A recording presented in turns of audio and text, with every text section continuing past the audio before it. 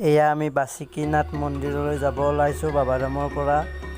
আৰু আপোনালোকক এটা কথা কওঁ, মানে গাড়ীৰ পৰাই যিখিনি দেখাব পাৰিছোঁ সেইখিনি দেখাইছোঁ। আৰু মানে মন্দিৰৰ ভিতৰৰো বহু বস্তু আপোনালোকক দেখাব নোৱাৰিলোঁ।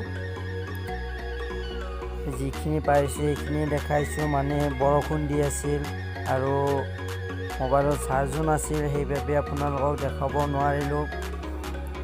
আৰু মানুহ কিমান হৈছে সেইখিনি বাৰু দেখাই দিছোঁ।